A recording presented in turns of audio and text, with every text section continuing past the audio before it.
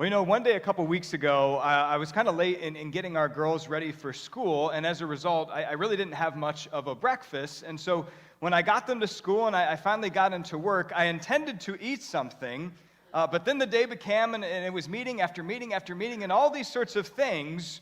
And then finally, about 2:30 that afternoon, for some reason, I started to find myself a little irritable and frustrated.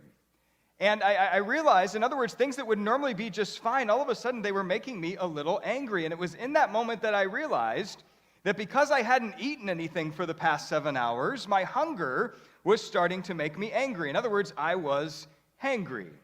Right? Now, just by a show of hands this morning, how many of you would say that you get hangry when you don't eat something for a long period of time? Very good, very good. How many of you would say that the person sitting next to you gets hangry when they don't eat something for a long period of time? Yeah, very good. It's true. Many of us, if we don't eat on a consistent basis, we're going to start to get a little irritable and frustrated. And before we know it, we're going to be flat out hangry. And you know this, the only way to get rid of being hangry is to eat something. And so on that particular day, I was like, man, I got to eat something. What should I eat? And friends, the very first thing that came to mind was a Five Guys cheeseburger. Oh. In fact, have you ever noticed that whenever you're hangry, the healthy options immediately go out the window? Right? Like when you're hangry, you don't want a salad. You don't want a wrap. You don't want a tofu scramble with a side of cube butternut squash. No, what do you want? You want a cheeseburger. You want a milkshake.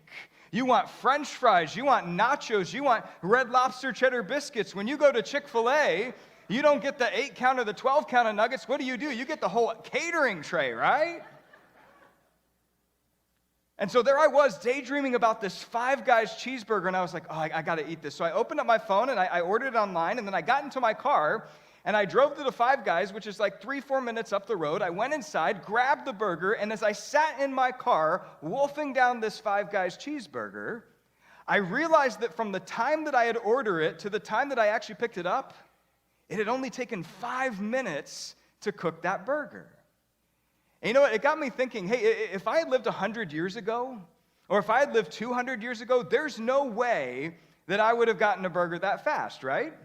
I mean, you know this today. Back then, it took a long time to cook. They didn't have industrial ovens and microwaves and all these things like that. Cooking meat was a very arduous process.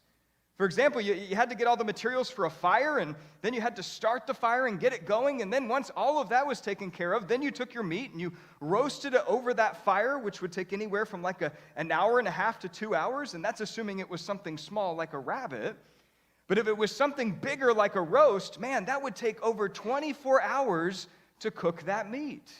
Cooking meat took a long time. It's not like the 5 minutes from Five Guys burgers. But you know what? That's the reality today. You and I, we have these things called pressure cookers and Instant Pots, right? Where we can take these things and we can put in things and cook meats and other things in a fraction of the time. For example, if I wanted to cook some ground beef, I would just throw it into this thing and it would be ready in just a couple minutes.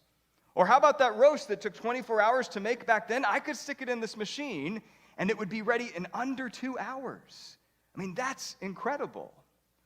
Now, if you've ever used a pressure cooker or an Instant Pot before, you know that the reason why this happens is because there's water inside of it that heats up, right? And that water creates steam, and when it interacts with high pressure, all of a sudden it cooks the meat or what's in here at a really fast pace. In other words, it's a really great thing if you're hangry and you need to cook something really quick.